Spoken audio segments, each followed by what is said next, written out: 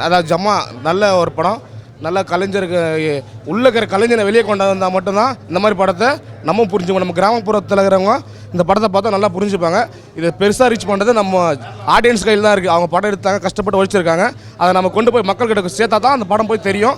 நல்ல படம், உண்மையான டைரக்டர் உழைப்பு, சினிமாட்டோகிராஃபி எல்லாமே சூப்பராக இருக்குது. படம் நல்ல படம். இளையராஜா சார் சூப்பர் சாங் பண்ணியிருக்காரு, அருமையாக இருக்குது. பேக்ரவுண்ட் மியூசிக் வந்து எல்லாமே தரமாக இருக்குது. நல்ல படம். எல்லோரும் கண்டிப்பாக வந்து தேட்டரில் பாருங்கள். எல்லோரும் சப்போர்ட் பண்ணுங்கள். நல்ல ஒரு படம். இந்த கலை வந்து என்றைக்குமே எந்த காலத்துக்குமே எந்த ஜென்மத்துக்குமே அழியாமல் இந்த கலை மென்மேலும் வளரணும். இந்த படத்தை வந்து தேட்டரில் எல்லோரும் பார்த்து ரசிங்க. நல்ல படம் தான், நல்ல ரீச் ஆகணும். கிராமிய கலையை வச்சு அந்த படத்தை நல்லா எடுத்துருக்காங்க. படம் சூப்பராக இருக்குது, எல்லாருமே பார்க்கலாம். அந்த படம் சூப்பர்ண்ணா, வேறு level. Super bro, nice bro, nice. பார்க்கலாம், கண்டிப்பாக பாருங்கள். சூப்பர்ண்ணா.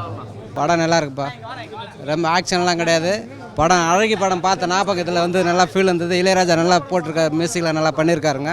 இந்தமாதிரி படங்கள் வரணும். முக்கியமாக ஹீரோயின் வந்து நல்லா நீட்டாக காட்டியிருக்காங்க, அரகுற ட்ரெஸ் இல்லாமல்.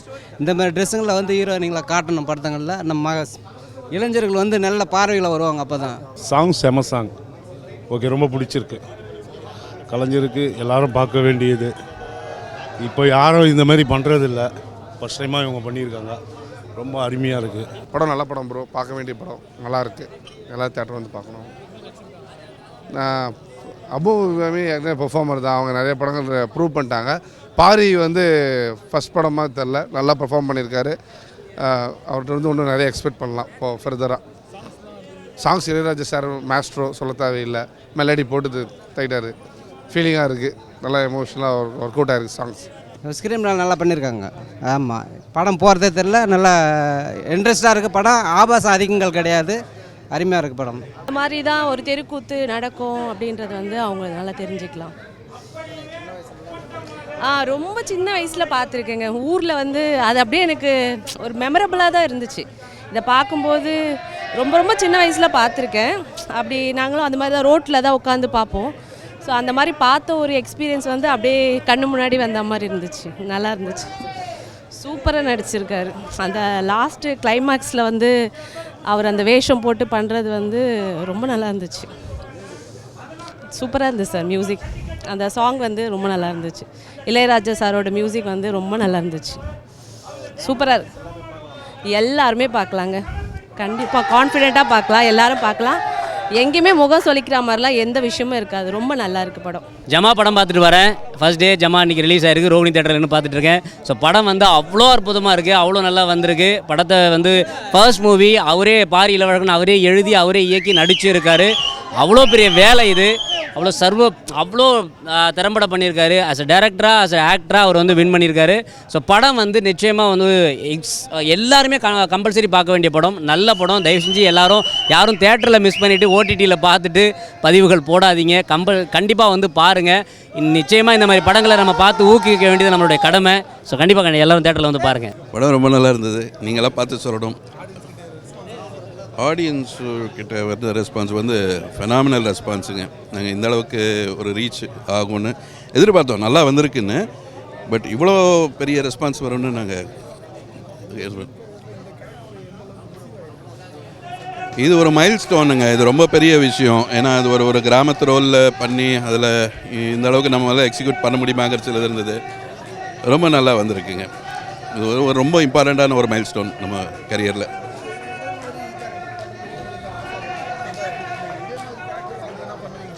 Definitely sir. இது வந்து ரொம்ப சேலஞ்சிங்கான ஒரு ரோல். இது ஒரு குறிப்பிட்ட ஒரு ஏரியா, ஒரு ரீஜனுக்கு உண்டான அந்த ஒரு லாங்குவேஜ், அந்த ஒரு ஸ்லாங் வச்சுட்டெல்லாம் பேச வேண்டியிருந்தது. ரொம்ப சேலஞ்சிங்காக இருந்தது. பட் ரொம்ப இன்ட்ரெஸ்டிங். அந்த சேலஞ்சஸ் இருந்தால் தானே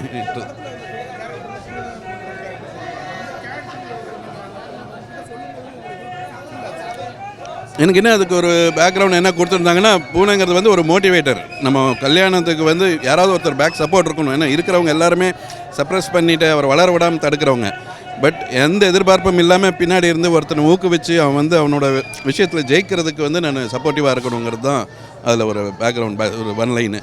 ஸோ அதை தான் வந்து ஃபுல்லாகவே வந்து படம் ஃபுல்லாகவே அந்த ஆங்கிளில் தான் நான் வந்து பார்ப்பேன். யார் என்ன பண்ணாலும் சரி, கல்யாணத்தை விட்டு கொடுக்காத ஒரு கேரக்டர் போனேன்.